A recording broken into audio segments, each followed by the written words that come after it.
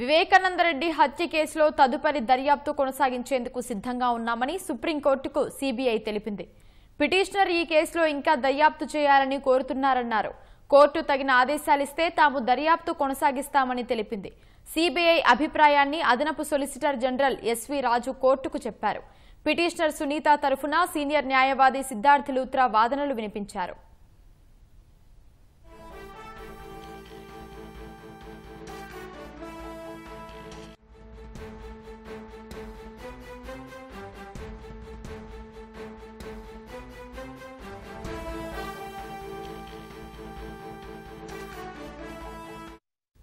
వివేకానందరెడ్డి హత్య కేసులో తదుపరి దర్యాప్తు కొనసాగించేందుకు సిద్ధంగా ఉన్నామని సుప్రీంకోర్టుకు సీబీఐ తెలిపింది.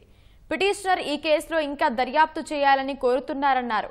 కోర్టు తగిన ఆదేశాలిస్తే తాము దర్యాప్తు కొనసాగిస్తామని తెలిపింది. సీబీఐ అభిప్రాయాన్ని అదనపు సొలిసిటర్ జనరల్ ఎస్వి రాజు కోర్టుకు చెప్పారు.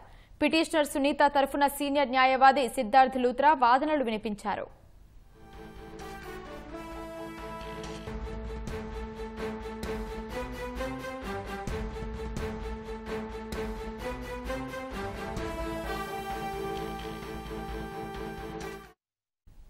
వివేకానందరెడ్డి హత్య కేసులో తదుపరి దర్యాప్తు కొనసాగించేందుకు సిద్ధంగా ఉన్నామని సుప్రీంకోర్టుకు సీబీఐ తెలిపింది. పిటిషనర్ ఈ కేసులో ఇంకా దర్యాప్తు చేయాలని కోరుతున్నారన్నారు. కోర్టు తగిన ఆదేశాలిస్తే తాము దర్యాప్తు కొనసాగిస్తామని తెలిపింది. సీబీఐ అభిప్రాయాన్ని అదనపు సొలిసిటర్ జనరల్ ఎస్వి రాజు కోర్టుకు చెప్పారు.